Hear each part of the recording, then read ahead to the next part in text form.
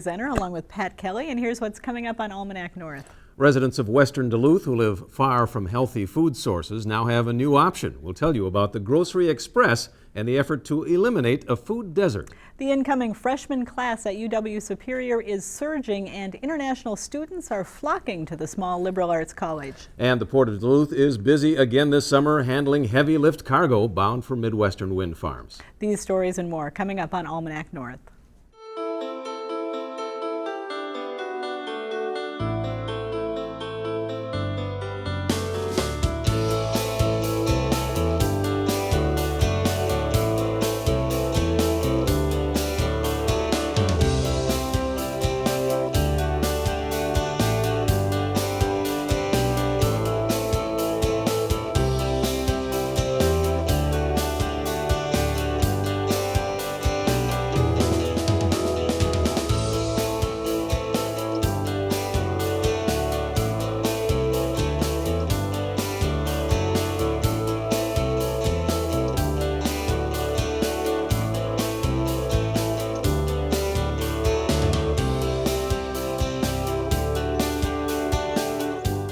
Hello and welcome to Almanac North. Thanks for watching. Pat Kelly's here this week, filling in for Denny. And Pat, it's nice to have you here. It's been a while. It has been a while. Denny never takes a Friday off, I guess. It's tough to get the bench on. He's a pretty dedicated journalist well, coming it's nice here to every be week. back, Julie. And it's Thank good you. to have you. Thank you. And we've got some good topics tonight, so let's get started. All right. Thanks, Julie. The Department of Agriculture defines a food desert as a low-income census tract where a substantial number of residents has low access to a supermarket.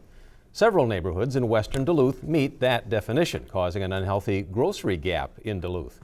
But working together, a group called Fair Food Access and the Duluth Transit Authority could be an oasis in that food desert. Here to explain is Bryan, Executive Director of the Healthy Duluth Area Coalition. Jim Heilig is Director of Administration and Planning at the DTA. And Carol Perkins is a Lincoln Park resident working with the Fair Food Access Committee. Thank you all for being here tonight. Bryan, your group has been working with the DTA to set up the Grocery Express. Whose idea was this?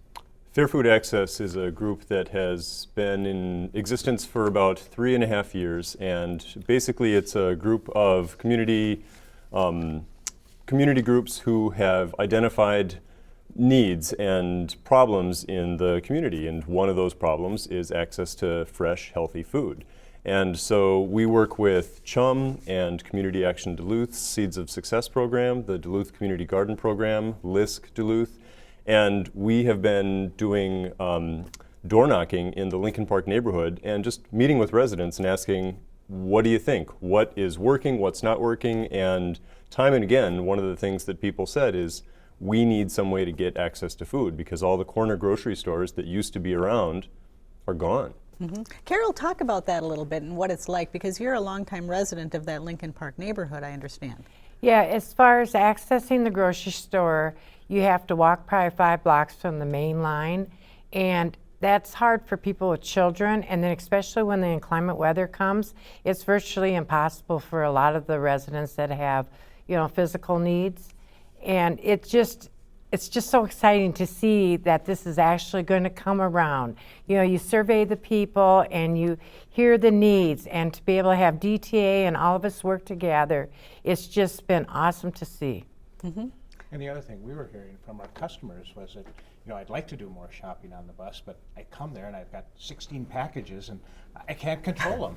And I don't want my watermelon rolling down the aisle. Well, Jim, did you just have to retrofit an existing bus? Is that how that worked? Yes, we actually took an existing bus and we had looked at, like all these different cargo holders and stuff like this. And a couple of our mechanics came up to us and said, we got a better idea for you. And they took some basically spare parts that we had at the DTA, and instead of spending like $4,000 to buy something, they fabricated something that's going to work wonderful. We've got lots of little trays and such that people can put their stuff in. They're all numbered, so my stuff's in number 2 or whatever. Yeah, people will be able to find their groceries, and they can hold quite a bit. Mm-hmm. So we're really looking forward to seeing how they work, and it's inexpensive enough that we can sit here and say, okay, this worked or this didn't, let's change it. Did you have to make significant changes to the route to make this work too? Yes, this is a different route. You know, part of what we wanted to do, and again, we got this from the survey information from people that were existing bus riders, as well as the surveys like that Carol did within the neighborhood, is they wanted to get to and from, you know, and shop from half hour to an hour type of thing. And so to make that fit and to try and serve both the west, you know, far west out to Morgan Park as well as Lincoln Park, we came up with a whole different route and just worked out beautiful because Super One is right in the middle. So everyone can get a 40-minute shopping time at Super One and then get back to their respective home. Bryan, this sounds, the Healthy Duluth Area Coalition Fair Food Access Committee, this sounds like a kind of a grassroots political movement. Is that what this is? Is a community organization basically that knocks on doors and get things started? It kind of is, except the outcome isn't to get someone elected. The outcome is to figure out what the community is looking for, what the community wants, and once we know what the community is looking for, then we can figure out ways to serve that, whatever that happens to be. And so food access is one, and there are a lot of other things. People want to learn how to grow their own food, and then once you grow kale, what do you do with it? And so, the folks in the Fair Food Access campaign are working on a number of different directions and efforts to try to figure out how to get people from where they are to where they want to be. Carol, were you out knocking on doors too and talking to people? Yes, and it was very interesting, and there is so much positive feedback from even those that are giving people rides, saying this is so needed because we can't always do this, and to be able to go right to the front of Super One and be dropped off and to get on is just, we're very appreciative to Super One for that. It's certainly a cost saving over, say, having to take a cab. Well, a lot of these people are on fixed incomes, and some people would take the trip like 4 or 5 times a week just with a couple bags because they can't afford the cab, or a cab puts, they got to give something up if they do spend on cab. So Now, since Lincoln Park and some of these other neighborhoods were identified as food deserts, or at least that you needed some work on fair food access, what have some of the other ideas been that have bubbled up from these resident surveys? Right, so access to food has been a big one, and we've been creative on thinking about how can that be delivered. We ended up working with the DTA because that seemed to make the best sense, but we've also had conversations about maybe we have a mobile food market. So in the same way that Mrs. Delicious rides her bike around selling ice cream, maybe we have a small van driving around and selling produce right out of the van. It turns out that doesn't always work until you have someone that wants to actually be the person to take on that risk and to be the person to drive around with the inventory. The great thing about the Grocery Express is that the grocery store is already there. And the DTA has the means to get people from one place to another. And so that's one nice thing about how the DTA has been able to serve the needs of the community in a way that, we saw it was coming, we saw the need, and they were able to fill that hole, to bridge the gap. Was Super One involved in this directly? Definitely. I mean, it's just a bus stop in front of the store. And inside their lot. I mean, most grocery stores have their own, turf, so to speak, and they are actually allowing us with our big heavy bus to come into their parking lot. That happens up at Super One and up by the mall also, but it doesn't happen at every grocery store. So getting that close was just an ideal situation for us. Until the Denfeld Super One allowed that, you had to get off the bus at Grand Avenue and make your way to Super One. I see. So it was a hike to get there, and so this is a huge improvement. Has Quick Trip also made an impact in the neighborhood, or? I believe Quick Trip has, because at least you can get healthy, the milk, and their meat is reasonable, and they have a lot of healthy options. It definitely is better than spending all your money at Little Store, which I've seen people do just because they don't have no transportation. They take their wagon and take the kids, and so Quick Trip has been definitely brought in good, healthy food at a reasonable price, which is awesome. It seems like even if you do have a grocery store right in your neighborhood, the the price of healthy food is always so much higher Right. than the price of unhealthy food. You look at store ads and there's a little bit on sale in the Right, produce right. department and page after page of crackers and cookies and, Yeah, and all of those it's things upside that down. are kind of filler food. Right. Are you working at all with the grocery store to maybe offer some specials on healthy food to the people that ride the bus? Or? One of the things that we've looked at is trying to find a way to get a special route discount or a special route ad flyer. This isn't something that's in place yet, but it's something that it would be great if we could, when you get on the Grocery Express, that you get a special flyer that only you get that has coupons, that has recipes and ideas for you to turn your grocery trip into something a little bit healthier. So maybe a little education along the way Oh, too. definitely. We Absolutely. put special racks in the bus to hold these things, so hopefully we'll have some Transit Tuesday specials. Oh, there you go. That's Well, the hope. this may not be a fair question because the program hasn't even started yet, but from what I understand and from the publicity that's been generated from this idea, it's going to be fairly popular. I can't imagine that on the 31st of December, after this 4 months is over and the snow is just starting to cover the sidewalks, Right. you're going to come out and have to say, well, we're going to discontinue the program. Good luck this winter. It's been very well received so far, but it hasn't started yet. Right. You know, we've gotten so many comments about this, you know, and we had a pretty good feeling going in. I mean, we wouldn't throw this out there if we didn't think there was a reasonable chance for this to continue. Because you'd never want to do it, but just what you said. So I think we're confident that it will. And I mean, the biggest complaint we've heard thus far is, why isn't this in my neighborhood? Yep. Okay, Or so you why- haven't started it in the first neighborhood and there's already folks lined up to try to get this. That's for a you. good sign. Carol, what kind of buzz is there in the neighborhood as you talk to Well, folks? they're excited, and as you're saying, when December comes, people are just really hoping it will continue because that's when people don't drive as much because they don't like the ice and the transportation, the walking is hard. They're excited for this, and I think this is a perfect time to kick it off with fall coming and winter coming. I'm sure it will be utilized. Carol Perkins, Jim Heilig, Bryan French, and the Grocery Express. It's on its way as of September 1st. Thank you for sharing some time with us tonight. Thank you very much.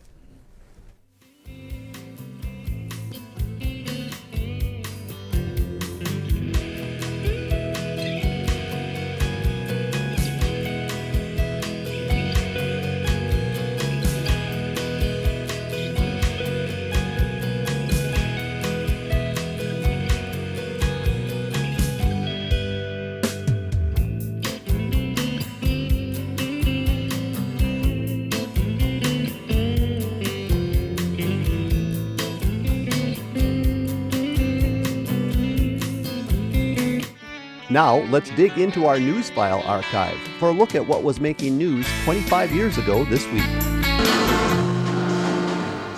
An Italian polka celebration greeted honored guests as they arrived for a first-time tour of Palucci's new pasta plant.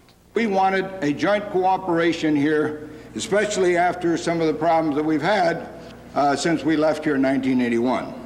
And therefore, we're very pleased indeed that the joint cooperation of all here has created a plant that will start employing people. As of now, the plant will employ 150 people with one production line. Palucci expects to employ 500 in just 3 years' time. Gino, this is really a very special day. Special in the fact that we're always happy when it means there'll be jobs created, more people working. And your announcement today, again, is a shot in the arm for those of us from northeastern Minnesota. Palucci is getting $2 million in low-interest loans to help offset the $20 million cost of starting up the plant. Inside, he will produce not only pasta, but a line of Italian microwave entrees. It'll be under the brand name Michelina, which is my mother's name, my dear departed mother, because we're using her recipes. The same recipes she did catering and Hibbing. Up until now, Palucci had been unable to produce Italian food because of a no-compete contract with Pillsbury. But earlier this year, he bought back the right and is now back in business in Duluth. For Late Edition, Kevin DiLorenzo, KDLH News.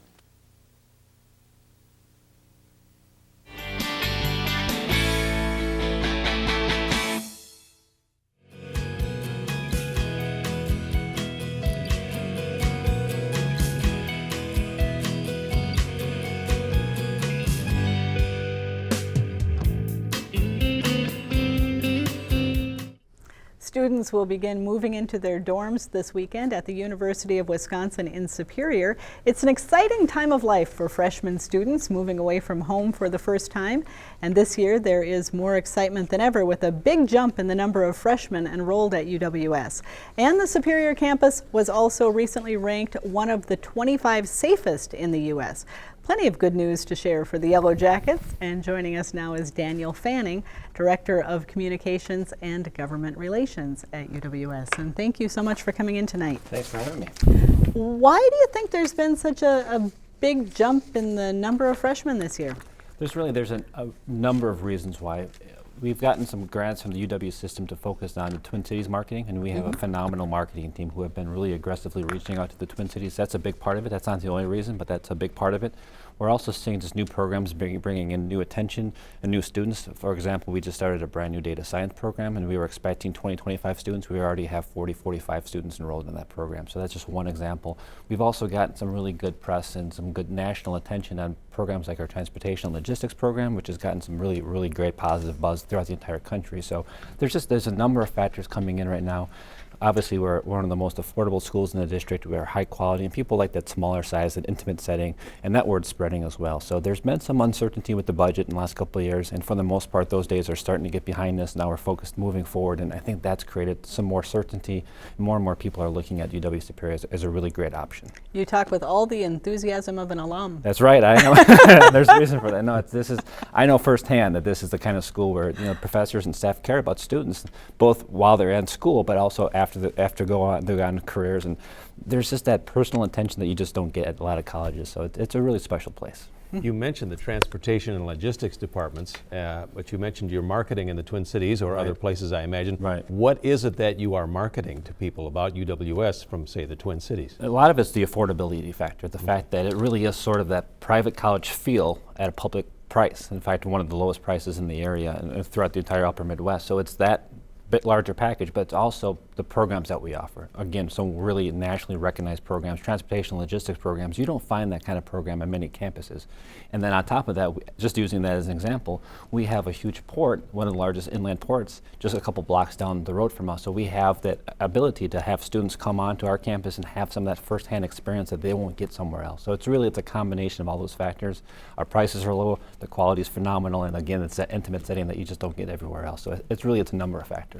And I understand the number of international students also is up. It's a really good example of another reason why enrollment's up. I mean, it's one of the most successful programs in not only our region, but the entire upper Midwest. We have the second highest number of international students than any school in the UW system besides Madison, which is, of course, much larger than we are. But we have the largest program in the Twin Ports.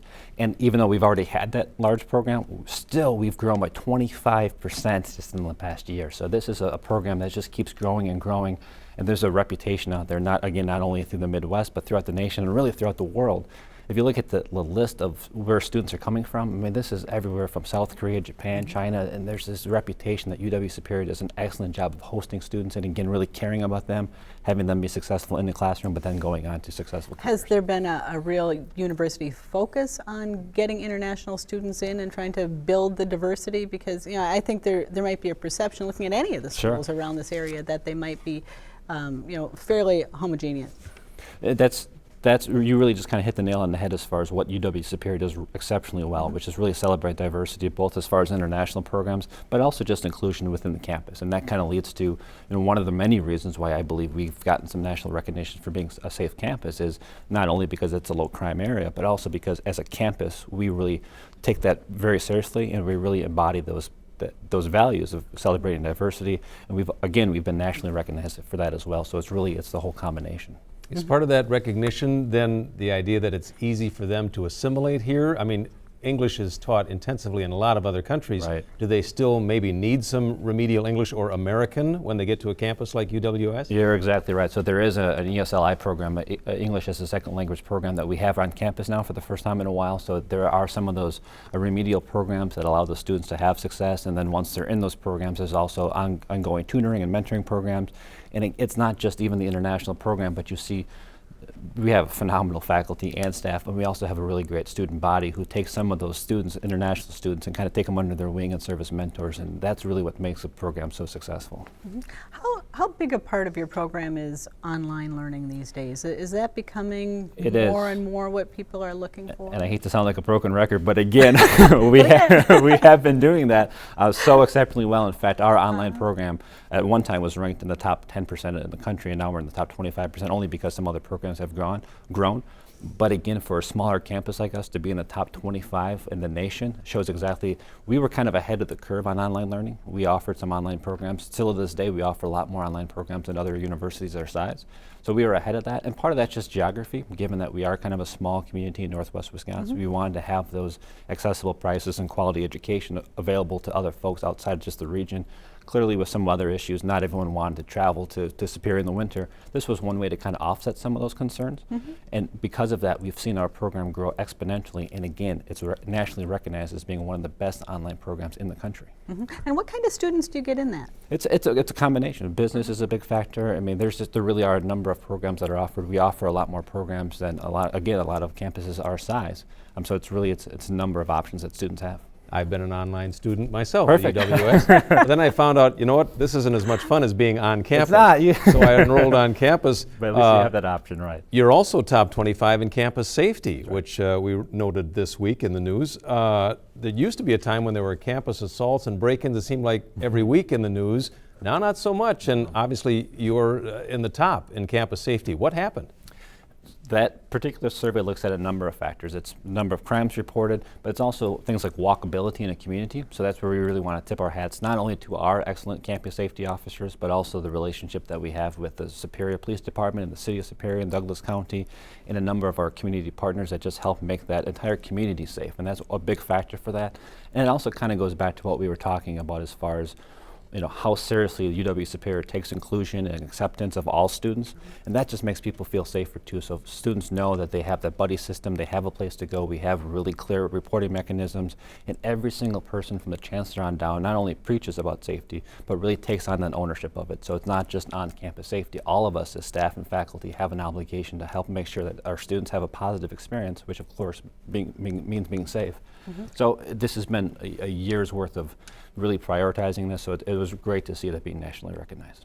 Much has been made in the media of the state budget cuts to Sure. the UW system, Right. and yet it sounds like you're thriving over there. You're adding programs, you're keeping tuition down, you've got more students coming in. Right. Pretty healthy? It is healthy, and we've been very clear and candid about the fact that over the last couple of years, it hasn't always been the case. I mean, we have had a somewhat difficult couple of years, like many campuses across the region and across the country have. We had enrollments that were stagnant and even declining at some points, and that's why it's so exciting to see that we really have turned that corner in many ways. We did just experience a little bit of a budget cut this past summer with the state of Wisconsin cutting budgets. All that said, there's at least some value in knowing what our budget is going forward, because there had been some uncertainty for a year or two with a lot of kind of rhetoric in the background. So as difficult as those cuts are, at least we know what they are, they're moving forward. All things considered, Superior was largely saved from those cuts, and we had some additional funds that came in to help us offset that. So we're going to be just fine going forward, and in fact, we're set up to, we're not looking at cuts anymore, now we're looking at growth. So to see these enrollment numbers coming in positively, to see some of this national attention, that's really going towards exactly what we want to go towards, which is, it's not cutting anymore. We're going to grow revenue, and that's already paying off. All right, Daniel Fanning, thank you so much for coming My in. pleasure, thank Lots you. of enthusiasm you bring to the job. excited. City of Duluth loss is UWS's game. I'm excited to be here. Thank you very much.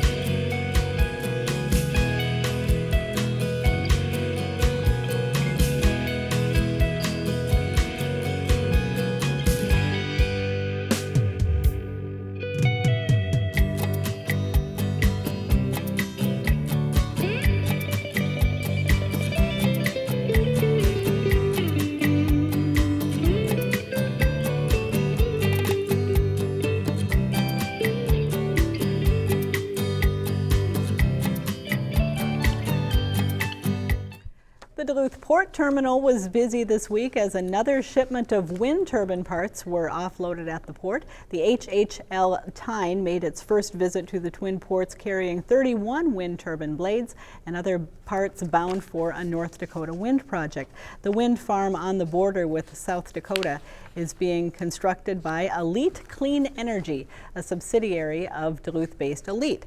After being offloaded from the specialized heavy lift ship, the parts will be trucked about 500 miles to the Thunder Spirit Wind Farm. A total of 43 wind turbines will produce 107 megawatts of electricity, enough to power nearly 40,000 homes. Total project cost is estimated at about $200 million. The project takes 7 boatloads of equipment, and the boat comes in the hold of the boat are nacelles, which are basically the generator, the part in the middle that sits atop the tower, and then up on the deck are the blades.